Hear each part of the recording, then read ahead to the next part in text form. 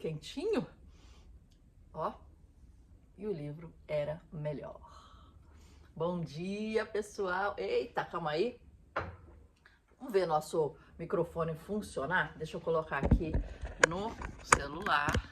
Agora ele vai emparelhar, tem que chegar um pouquinho perto, ele vai emparelhar e agora tirou o noise reduction. Teve alguma modificação? É bom aí que você vê ele funcionando e tem um link dele sempre aqui abaixo se você quiser comprar. Ele é muito bom, porque no sistema dele ele já tem o noise reduction. Então agora eu fui na Bienal do livro do Rio de Janeiro por 2 dias seguidos, fiquei tipo o dia inteiro, era coisa assim de chegar 10 da manhã e sair 10 da noite, e curti muito, aproveitei muito e fiz várias gravações com esse microfone com noise reduction, então foi muito bom. A qualidade ficou muito boa. Eu peguei os autógrafos do Afonso Cruz e conversei com ele, eu achei que como estava longe dele, né, estava aqui no meu peito, a gente não ia ouvir a voz dele, porque é um barulho muito alto lá, muita gente falando, mas deu para pegar direitinho. Eu estou fazendo todos os registros para você. Já pego o café, já pego o marcador cinza aí de vocês, né? Nossa dica, já pega aí a lapiseira, que eu adoro. Eu vou marcar só de lapiseira para a gente ter a fluidez aqui. Depois eu marco tudo. A gente está na página 57, começando a última parte da primeira parte. Quer dizer, a gente está aqui, olha. E aí depois a gente vai entrar na segunda parte. Então a gente viu a natureza do problema, a arte e o medo em si mesmo, o mesmo dos outros e encontrando o seu trabalho. Agora a gente vai ler Encontrando o seu trabalho. Parte 5.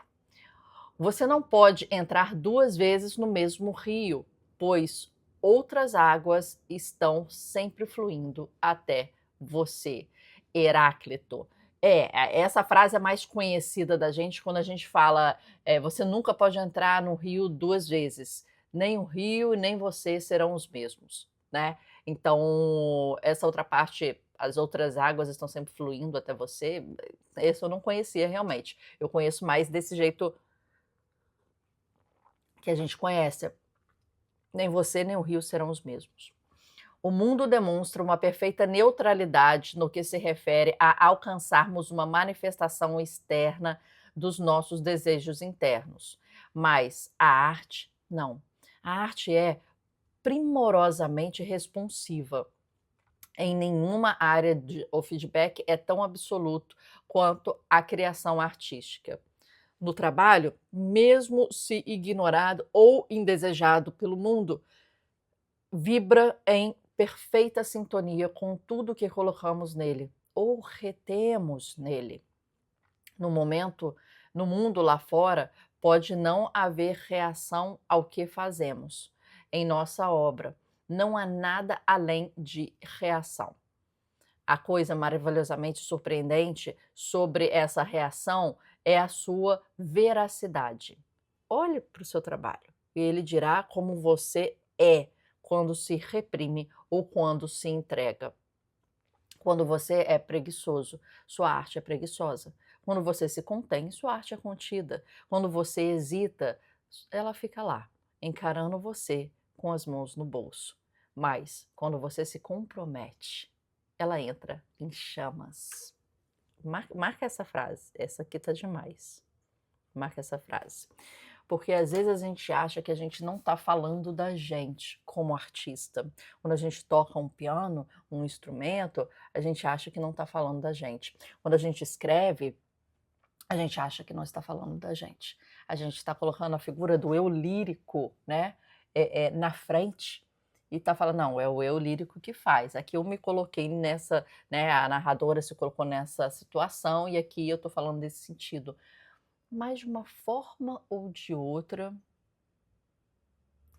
eu acredito parcialmente de que não é você e de que é você, né? É como se você estivesse se travestindo de vamos supor, o ator no palco. É ele e não é ele, né? Ele é como se fosse ele empresta o seu corpo como um meio, a sua voz, a sua respiração, a sua, né, as suas emoções, as suas pausas para uma personagem em que ele estudou a fundo, em que ele decupou a fundo, em que ele entende, não concorde, né, mas entende, e que ele está dando ali o seu melhor de corpo e mente para contar uma história de alguém, ou né, algum personagem. É tanto ele que o personagem sua ele, cheira como ele, né, transpira os poros como ele, mas não é ele. É como se fosse uma passagem, um empréstimo, na escrita é o eu lírico, né? E todas as artes parece que tem essa figura em que a gente se transveste, a gente se protege, a gente se coloca na frente, né? Olha, não sou eu aqui, é um eu lírico. Eu nunca passei por isso na vida. Eu nunca tive que, não sei o que, eu estudei aqui para entender essa personagem, né? O ator é o personagem, né? Não, esse aqui é do personagem, isso não sou eu, isso aqui é dele. São dois mundos aqui, né? Na música eu não sei como é que funciona, se é não sei, uma inspiração ou alguma coisa assim, né? Não sei se tem um nome específico, mas é interessante como a gente coloca que em inglês eles chamam middleman, é um cara do meio, né? É um intermediário entre a voz e a mensagem da sua arte e, né, quem empunha a ferramenta artística. Parece que tem sempre uma pessoa ou uma figura no meio, né? Será para quê? Para proteger esses dois mundos? Não sei.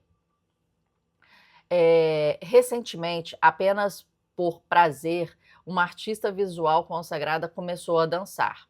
Como ela nunca havia experimentado uma forma de arte tão física, jogou-se nisso. Seu envolvimento se intensificou. Mais aula, mais prática, mais comprometimento, mais horas, e ela se destacou.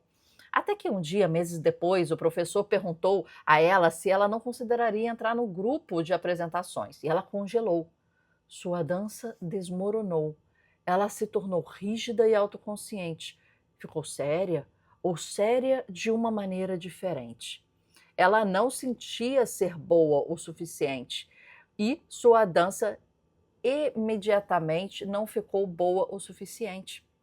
Ela ficou frustrada, deprimida, a ponto de precisar parar por algumas semanas para colocar a cabeça no lugar.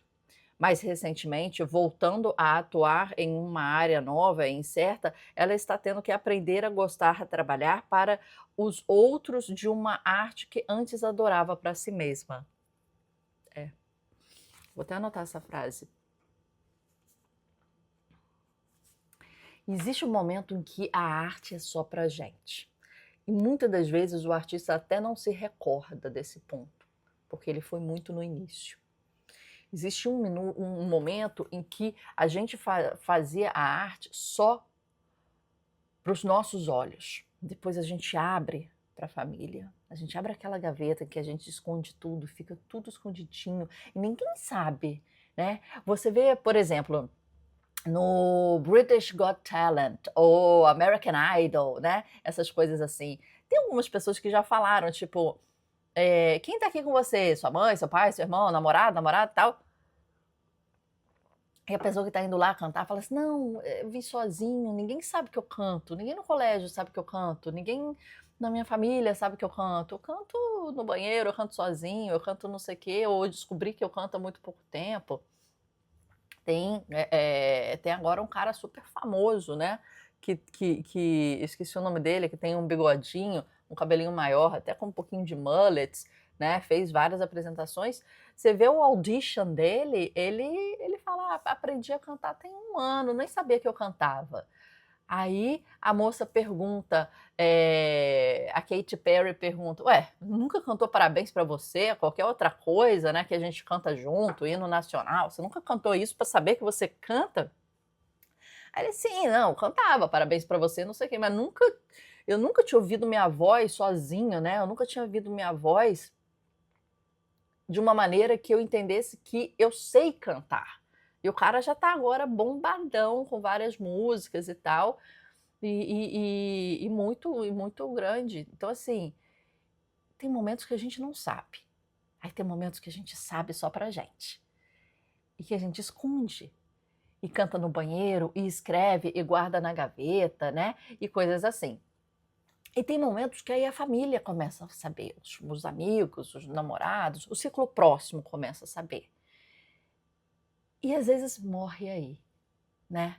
"Ah, Marcela escreve, mas não gosta de mostrar muitas poesias não", né. E aí, não sei, tem um momento que a gente coloca pra fora.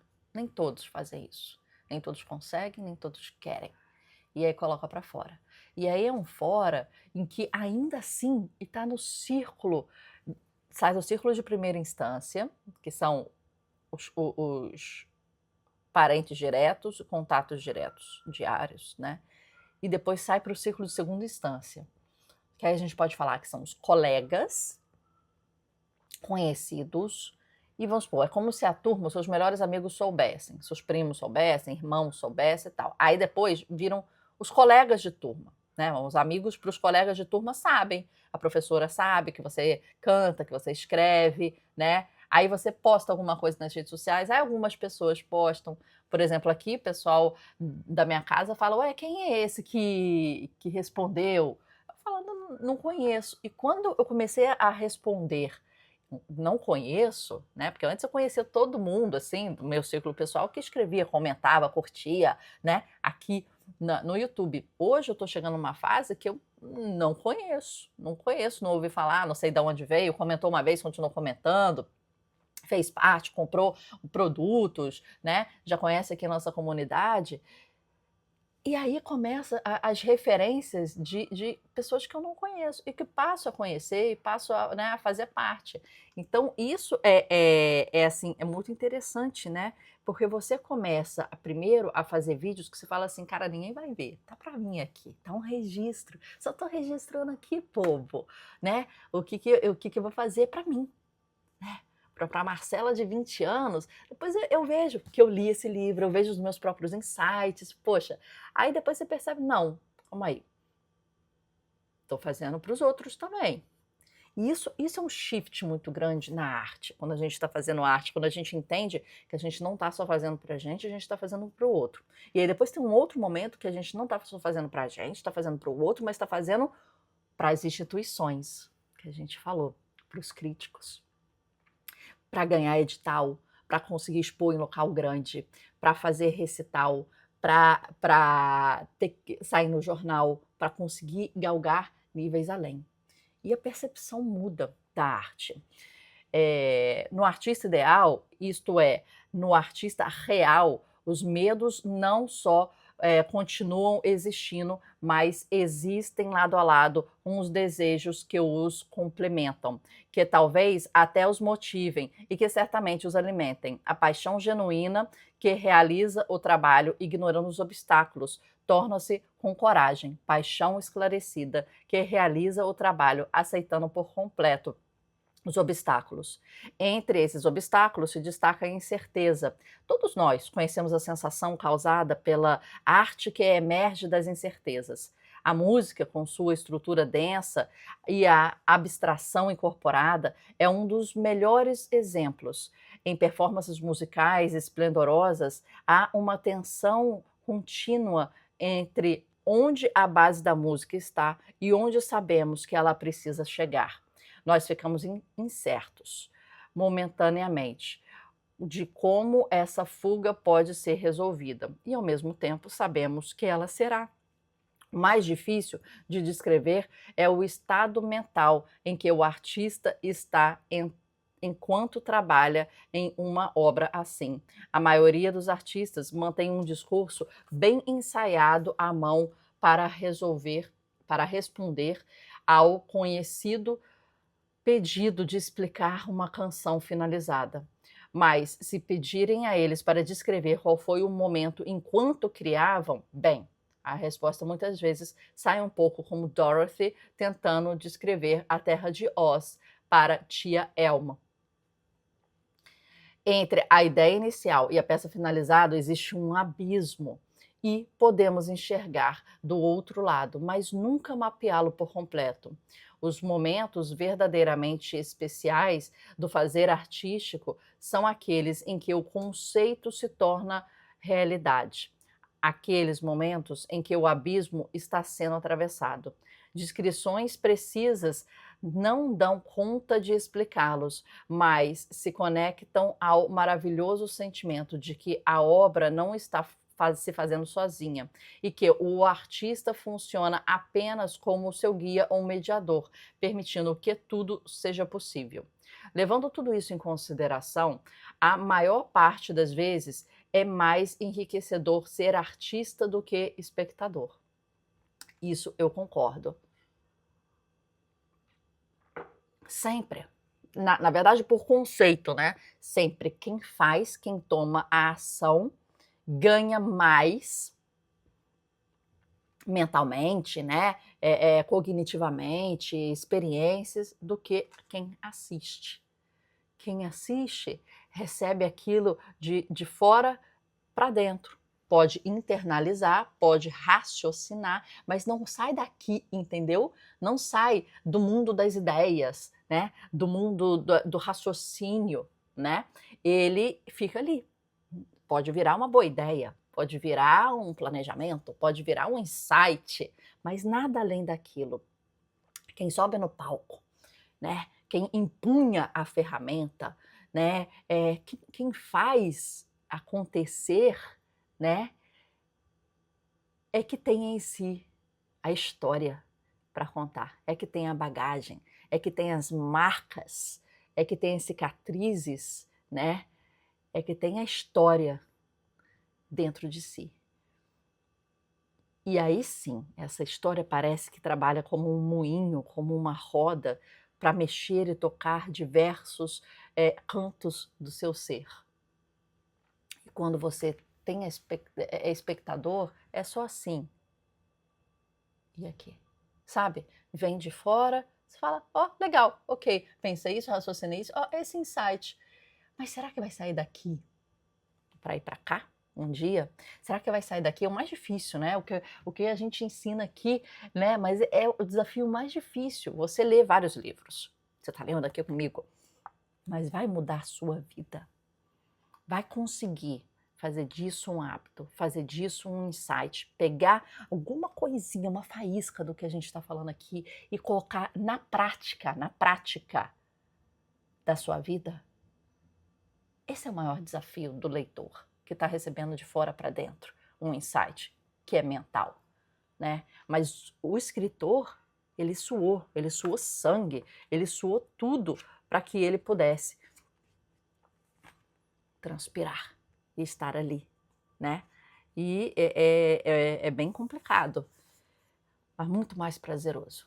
Por exemplo, quando você é empreendedor, muito mais difícil, mas muito mais gratificante do que ser um empregado. São dois perfis completamente diferentes, são dois outcomes completamente diferentes, são duas propostas muito diferentes e são duas abordagens frente ao risco completamente diferentes, né? Se os louros vêm, ele vem para o dono, mas também, se um dia a empresa entrar em recuperação judicial, ela vem para o bolso do dono, né? Não vem para o bolso do funcionário. Então, a sua abordagem, a sua postura frente ao risco, frente à mão na massa, e tem um livro muito interessante, já que, né, no vídeo passado a gente indicou bastante coisa, Nassim Taleb, não sei se vocês conhecem ele, ele tem um livro muito legal que é Skin in the Game, colocando a pele, arriscando a própria pele, eu acho que é o nome em português, arriscando a própria pele, Nassim Taleb, em que ele fala, né, que é aquela história, né, da galinha e do porco. Não sei se vocês conhecem, já é até bem conhecida. Ela fala assim: a galinha e o porco resolvem trabalhar juntos, né? Então, aí a galinha chega assim: poxa, Vamos trabalhar junto, a gente tem que trabalhar igual. Então, olha, cada dia eu vou colocar 5 ovos. E tô dando 5 ovos aqui pro nosso projeto. Então, cada dia você vai ter que dar 5 pedaços de toucinho aqui, de bacon aqui, pro nosso projeto. E aí fica um negócio, fica igual. Eu dou 5, você dá 5 e a gente vai construindo junto. E o porco fala: mas você tá dando um ovo. Eu tô dando parte da minha carne. Eu tô dando parte de mim. Que é muito diferente. Eu tô rasgando na minha carne. Você tá botando um ovo.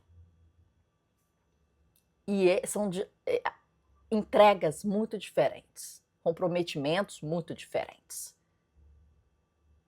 O porco tá indo além.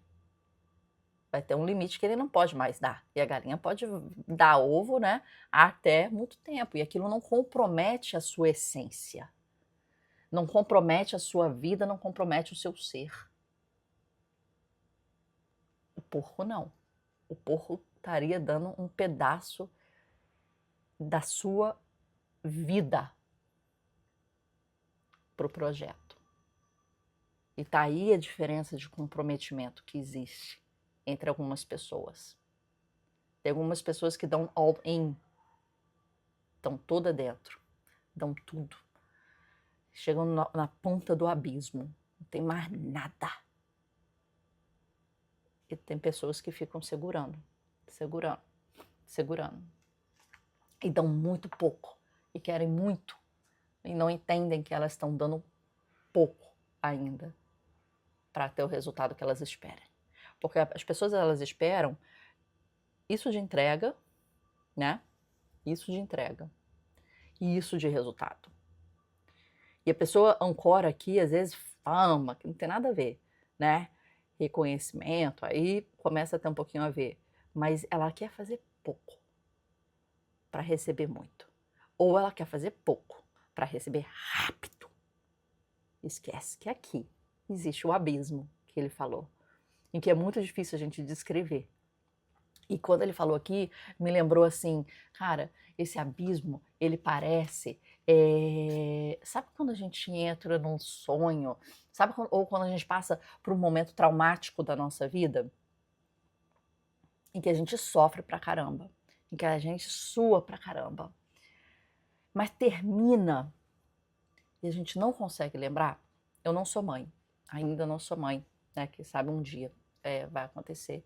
Mas eu ouço muito de mães, amigas, que falam: nossa, a gravidez foi assim, foi assado, sofri assim, sofri assado, foi pesado, tive um problema, tive amigas tipo diabetes gestacional, não sei o que, pré-eclâmpsia, teve que tomar injeção o tempo todo, né? Cada gravidez é diferente. E aí você tem seu filho, e aí aquilo se torna lindo, maravilhoso, e quando a criança ri e o mundo se abre, aquela coisa toda. Só que se ela for colocar na ponta do lápis, ou for lembrar daquele período, das dificuldades da gravidez, do parto, e, sei lá, do primeiro mês, ela não tem o segundo filho. Se ela for lembrar racionalmente como foi, ela não tem o segundo filho. É porque ela esquece. E aquilo fica inebriado, né? Uma neblina. E aí ficam depois as coisas boas. E fica o filho, e fica a experiência, e fica, né, o maior amor do mundo. E aí vai para o outro lado, sabe? E aí ela esquece. E só porque ela esquece daquele momento que fica neblina, é que ela consegue ter outros filhos. Ou lembrar de uma forma romântica daquele momento, de uma forma leve daquele momento, de uma forma, né, fantasiada daquele momento. E os pontos bons que ficaram dali. É só assim. Porque senão muita gente ia lembrar como um momento... Cara, não quero passar nunca mais por isso na vida, é traumatizante, não sei o que e tal. Né? Mas, às vezes, é esse abismo que a gente não consegue entender, não consegue descrever, não consegue explicar, e a gente dá um gap. eu tive uma ideia, ou não sei o que, não sei. Aí depois. Pá! E aqui tá a obra. Né? Mas esse. Parece um Minion. Você esquece. Que suou muito, que foi muito difícil. Mas é necessário. É necessário. Esse suor, esse sangue, essa lágrima, né? Suor, sangue, lágrimas, S, né? É muito necessário. Mas é isso, minha gente. Vamos parar por aqui? Não vamos continuar, senão o vídeo vai ficar muito longo. A gente parou aqui nesse meio, e eu vou até anotar, porque normalmente a gente para terminando o capítulo, ou aquela parte. Mas esse ficou um pouquinho longo, já estamos em 25 minutos. Te espero amanhã. E pense se você está se permitindo passar por abismos. Ou se você está parando lá e está querendo só o que está do outro lado do arco-íris, não entendendo que tem uma passagem gigantesca, inebriante, nebulosa. Até lá. Pensa, até amanhã.